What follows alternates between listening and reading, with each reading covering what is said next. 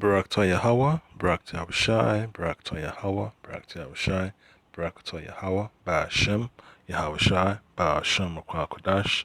Double honors and salutations to the elders and apostles of World Stone Worldwide and to the icon around the four corners of the earth, doing the work of Hamashiach Yahushai, sincerity and truth and diligence of mind. This is Bram Nash at DC Camp. Short lesson for the hopeful elect as we're in this time of the Passover. Alright, so hey, something always happens. So you see on the screen, man. Yeah, you see the handiwork of this Edomite elites, man. So they always got to pull some trick, to cripple the world economy. So you see the super tanker ship, the what you say, the container, carrier, blocking the Suez Canal, and that's gonna cause a lot of delay in the supply chain, man. It's gonna delay, the payments and all the processing of the money, the financial transaction, as well as the transportation of the goods. So this is how evil these elites are, man. This is not a coincidence. It's one of those things they always like to talk about in their so-called game theory and how they like to work work out a plan how to fix certain problems. So this is one of the tricks in the books that they that they have to pull because they have to control the world. They have to control the world's economy. All right. So you just have to you know be aware of how nefarious their actions are. So I'm gonna read a quick precept from the book of Micah. Micah chapter 2, verse 1. Alright? Micah chapter 2, verse 1 says, Woe to them that devise iniquity and work evil upon their beds.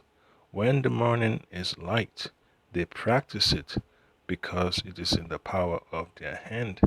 Yes, all this turmoil on the face of the earth, you always know that it's elites have their hands in it, man. That's exactly what they do. Whenever there's instability, you can always tell. They're always involved. Always involved. Yeah, so this is going to cause the price of goods and services to go up, man.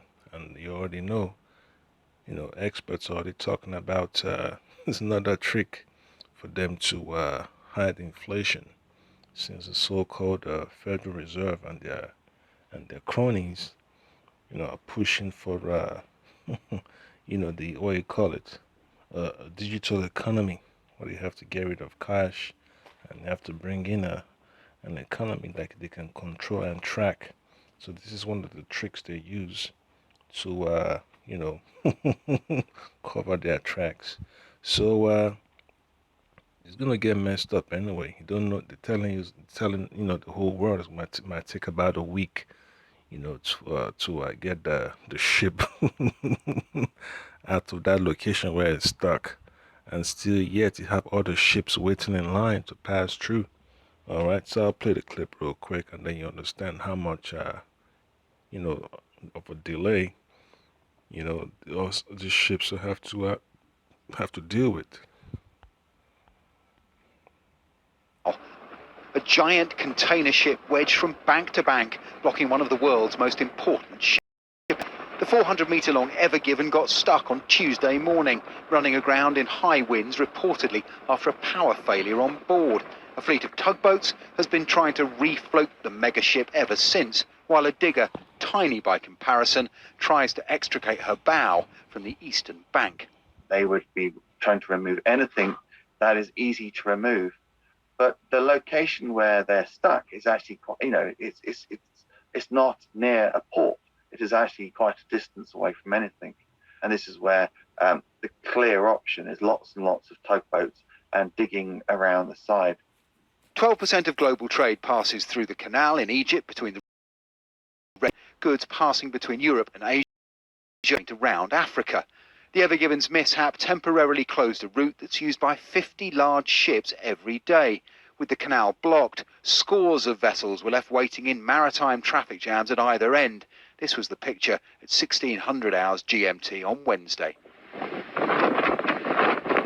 Yeah, so they tell you the amount of ships waiting, but you still have more people that haven't left the dock yet. So what are they gonna do?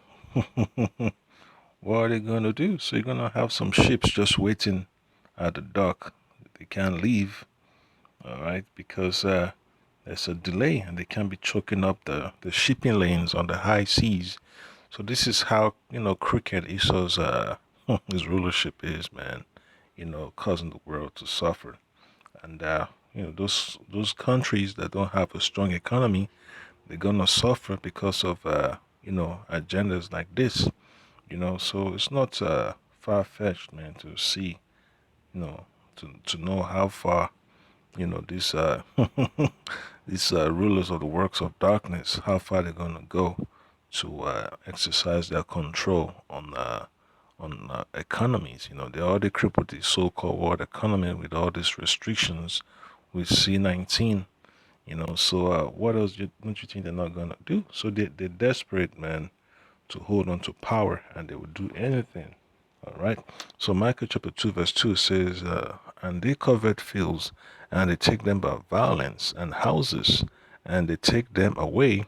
So they oppress a man and his house, even a man and his heritage. Yeah, so that's how it is, man. It's always pre-planned, man. And when you look further at other reports online, it shows you the route that the so-called ship took. Drew a dick on the balls, man.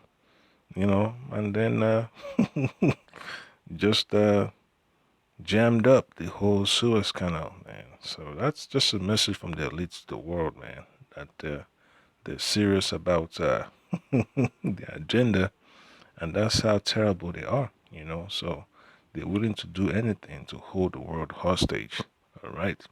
So you just have to be, spiritual. And then you go to the book of Ecclesiastes, chapter 12. It tells you also that, that, it's going to be a time when the economy of the world would not be prospering. So in verse 3, Ecclesiastes chapter 12, verse 3, it says, in the day when the keepers of the house shall tremble, and the strong men shall bow themselves, and the grandeurs cease, because they are few, and those that look out of the windows be darkened. Yeah, so it's gonna have an effect on the economy and the price of goods, because fuel can go through. All those fuel tankers from the Middle East, they can't really go to Europe, and you still have issues with the pipeline system. So natural gas got to go through the Suez Canal, crude oil and all that stuff. So you can imagine, man. You can imagine if there's a so-called emergency, how those first aid ships gonna get across. So they're gonna have to take a longer route. So that's how crooked Esau's system is, man. That's what you get when you see the wicked in authority. That make the world to suffer. All right. So verse 4 says, and the doors shall be shut in the streets. Right? Ecclesiastes chapter 12, verse 4. And the doors shall be shut in the streets when the sound of the grinding is low, and he shall rise up at the voice of the bird, and all the daughters of music shall be brought low. Yeah, so the cost of doing business is going to go up because of inflation, and the delay in getting the products you need to run a business is going to have an effect. So that's what happens, man. Basically a trade war tactic. Yep. So that's why you have other countries making alliances so they could protect themselves from from Esau's crooked, how you say, his crooked antics, man. All right. So you also have the Panama Canal. You can imagine if that spot got stuck too. You know what's gonna happen? It's gonna be disastrous. So hey, you know, we're living in serious times. So expect more turmoil upon the face of the earth. Okay. So another precept would be from the book of it's like Psalms chapter 58 verse 1. It says, Do you indeed speak righteousness, O congregation? Do ye judge uprightly, O ye sons of men? Yea, in heart, ye work wickedness. Ye weigh the violence of your hands in the earth. Yep. So that's the time we're living in, man.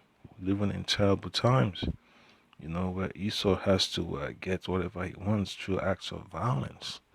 Acts of oppression against people, so they could do do whatever he wants, so he could stay on top. All right. So it's gonna get much more uglier. The Lord has already said that terrible times are coming, the times of Jacob's trouble. So expect more turmoil on the face of the earth. All right. So final precept be from the book of Isaiah chapter 10 verse 20. So it says, And it shall come to pass in that day that the remnant of Israel, such as are escaped of the house of Jacob, shall no more again stay upon him that smote them, but shall stay upon the Lord, Yahweh Ba'ashim Ashai, Ba'ashim Kwakadash, the Holy One of Israel in truth.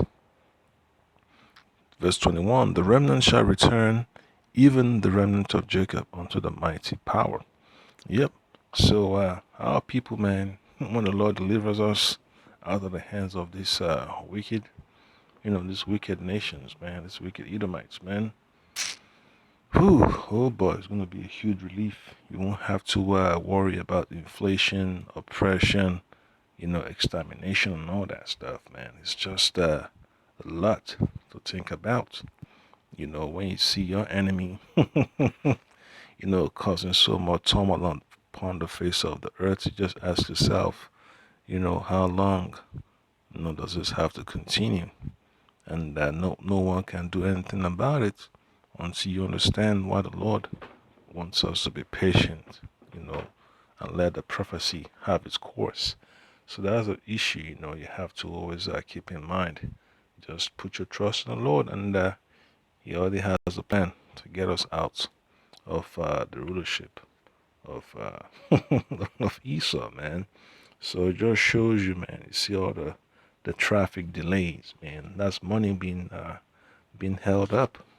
All right.